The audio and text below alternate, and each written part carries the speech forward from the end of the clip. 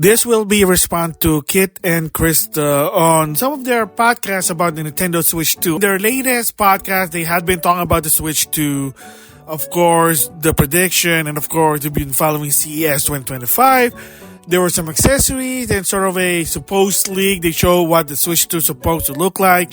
And of course, update. Nintendo themselves said that those are not official.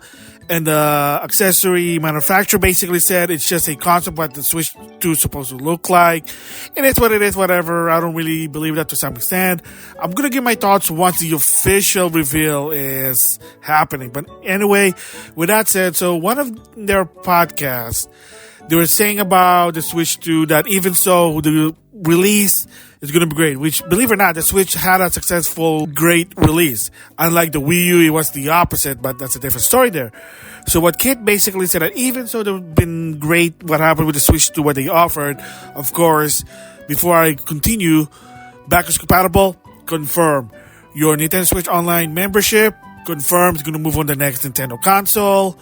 Supposed to be AI upscaling, boost mode, whatever, confirmed. So there's already been a lot of confirmed that people already wanted. More power, boost mode, backwards compatibility, most important part. And what he was saying that even so there's a lot of positive things, there might be somebody that's going to do something nitpicky, negative. And that is true. They might say, oh, well, how come you didn't do this on the Switch Pro? Which again, was there really Switch Pro? Some people say they had dev kits, but then due to the lack of component, Nintendo decided not to do a Switch Pro. I already talked about that. It is what it is. Whatever. It's in the past. So anyway, even so, the Switch 2 or the Nintendo console launched and successful, a lot of the features was there that people wanted. Yeah, like I said, there will be someone that's going to be, oh, it sucked. And I can tell you one thing for me that I'm probably going to be disappointed if they haven't done this. And if you've been following my secondary channel, if you follow a segment in my main channel, yes, I am talking about a universal achievement system. Did a short lately that within 90 days, they're going to see if there's going to be an achievement system or not. We don't know if they're going to even do that in the reveal trailer. Again, we'll just have to wait and see, maybe on a presentation. But again, who knows? That's the whole point. It's prediction. Let's see what it is. Guessing, hypothesis, you name it. So even so, like I said, a lot of those features, they're the most people want. There will be someone going to say, oh, this is bullshit and it's not here. So, like I said, if Nintendo in 2025 and beyond have not even implemented this because they still staking with their old philosophy like bunch of grandpas, which to some extent, in my humble opinion, that's not the case anymore. A lot of people there are now new. Furukawa, looking at the perspective of business, the people, the higher ups there, the big guns in there now are different people. Miyamoto now is an overseer, more like an advisor. Reggie left, and then of course the great Iwata. You know that story there. So I think my hopefully humble opinion that they are going to finally implement it, going to do their version on an achievement system. If they still don't do it, I don't know what they're thinking. Really, they're in 2025, they're really going to be sticking with that philosophy. Games only for fun. Oh, we don't want competition. We don't want to feel our consumer feel so bad because they couldn't get their trophies or achievement. I mean, oh my goodness, really? Even so, it's fun. Don't take it too seriously, for crying out loud. Like I said, I mean, my Nintendo Reward on the mobile games, which unfortunately now they're not really doing it.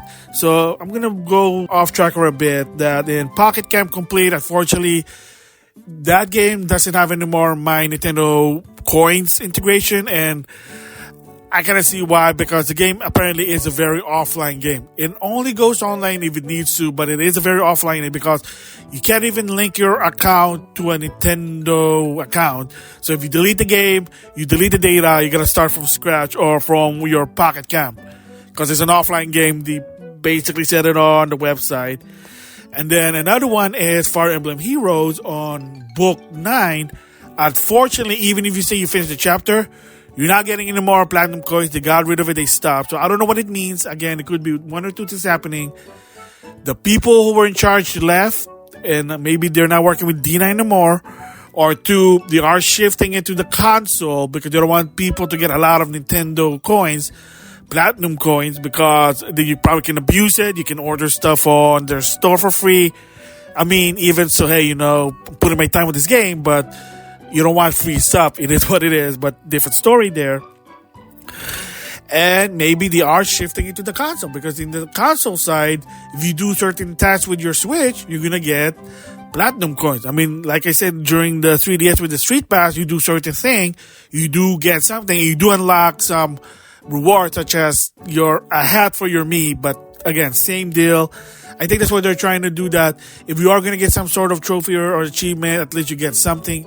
I mean, for crying out loud, Microsoft Xbox Reward, you do get something that you can buy stuff.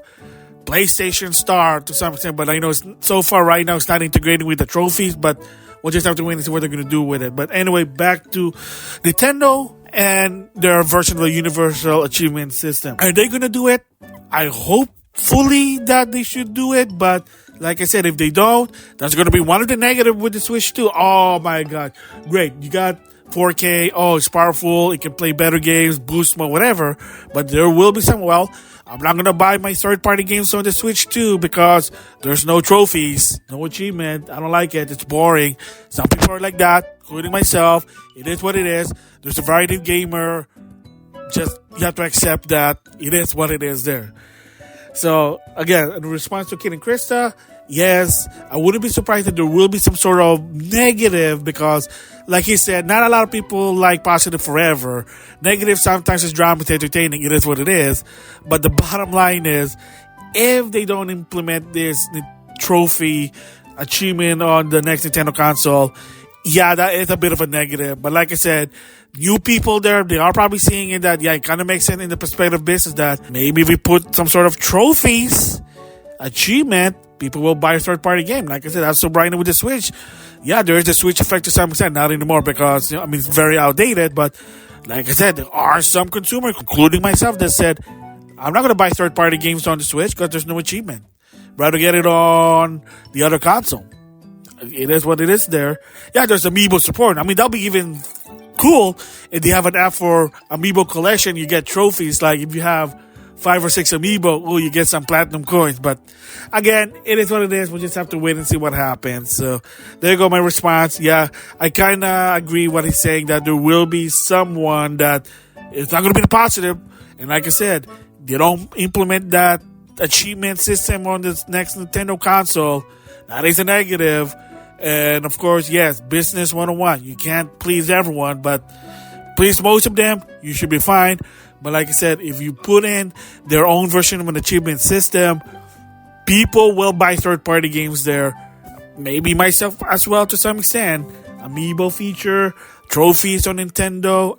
We'll just have to wait and see. Like I said, a lot of theory behind it. 3 factor. First of all, yes, like Miyamoto said, games are supposed to be fun.